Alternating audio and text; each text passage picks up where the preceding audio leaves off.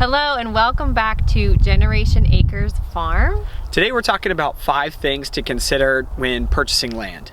We are a family of 6 with a desire to spend more time together, live a more sustainable and self-sufficient lifestyle while learning hard work, responsibility, and valuable life skills along the way. Thanks for joining us. Now these details are going to be beyond some of the more obvious things like the location, amount of acreage, or what your budget may be. These are things that we especially felt were important to consider as we were looking to fulfill our goals with Generation Acres Farm. One of the first things to consider is the surrounding area, the piece of land that you're looking at. For us, we wanted acreage, and the challenge with that is a lot of time acreage is surrounded by cropland. And not having control of the types of sprays they use and things like that, for us personally, was a bit of concern. So we wanted to try to find a piece of land that was not surrounded by cropland. Also, another thing to consider is what could be developed around you. What is the neighborhood like now, and what might it look like in the future? So you want to think about what you want to use your land for. For us, we wanted to have animals and have a little homestead and that kind of thing. So we needed to make sure that the land that we were looking at was zoned correctly so we were able to have livestock, horses, cows, things like that. Another consideration for us is my wife's parents will be joining us out here. So we wanted to either subdivide or build 2 homes on the land. And there's really a surprising amount of restrictions even on something like that. So you really want to think about what are your future plans and look into the rules surrounding that.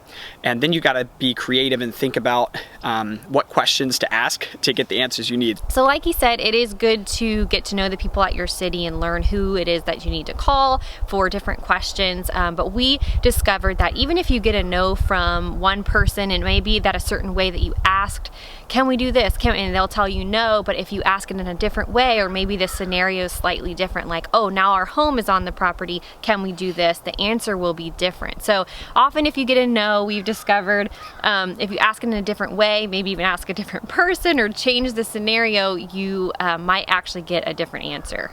Oftentimes there's a way, you just got to be persistent, patient, and creative with your problem solving. Another consideration is what's on the land. So whether it's fully wooded or it's already been cleared, maybe it was used as cropland, something like that. So of course an advantage of fully cleared land, it's a blank canvas, it's ready to go. You just get in there and start doing what you want. A negative of fully cleared land is if you want trees, you want shade, different things like that, you're going to have to wait a long time till you get mature growth. One nice thing about purchasing a wooded lot is oftentimes it's a little bit less expensive. However, it can be very expensive to clear. Another thing is if you're going to have the land cleared, consider where is all that material going to go. We have one kind of brush pile you can see behind me here, or a log pile really from when it was cleared previously. And if you're getting trees cleared and they've got to pile them up, that pile can really grow. In some cases, you may be able to sell the lumber. It just depends on what type of trees you have growing on your land. We didn't find good success with some of the lots that we were looking at in terms of being able to sell it. So we felt like our land was a nice happy medium. The trees here, I'm guessing, are about 7 years old or so. So if we want some shade, we want some trees, we've got a nice head start on that. We can leave some, but it's also extremely inexpensive to clear because the growth is so low. So another consideration in our case is there are wetlands on the property.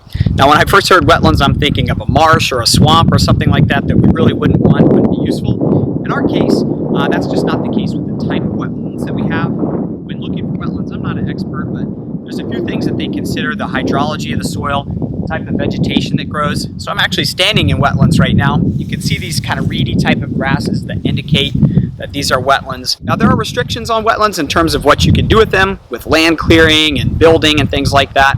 However, if there are wetlands on the property, a lot of times you can get the land much less expensively because it's not as valuable in terms of development. Also, if the surrounding area has wetlands, it gives you some assurance that you're not going to get a big industrial building or apartment complex right next to your farm. Even though there are some restrictions when it comes to wetlands, we determined that we could still do what we wanted with the land that we have. We have a lot of what we would call uplands, which is just normal land that we can utilize for what we can't do on the wetlands, and in the wetlands we can still use it for pasture land, different things like that. So for us, the cost savings was worth the trade-off of some of those restrictions. And lastly, you want to consider your lifestyle. So if you have kids maybe that want to participate in sports and things like that, is there something like that locally near, you know, where your land is, or are you going to need to travel to the next town over for practices and games? Another thing to consider is if there is high-speed internet where you are buying. That was a huge thing for us. We definitely knew that we needed that. Another thing to consider is what your commute to work is going to be like. Another idea is to go to your local grocery stores and things nearby and see what they're like, and just make sure that the area fits your lifestyle. Hey, thank you for coming on this journey with us. We hope some of these things have been helpful, whether you're considering purchasing land right away or it's a dream that you want to pursue in the future. These are some things that we found were really helpful as we narrowed down the property that we purchased. Thanks for watching this video. We really appreciate you being here. If you enjoyed it, we would love it if you would give it a thumbs up, and don't forget to subscribe to our channel for more videos. And later this week we have a bonus video coming out where we're going to be talking all about the home build process, kind of I guess an update where we are in the process and the things that we have learned so far. Again, thanks for watching today, and we'll see you in the next video. Bye.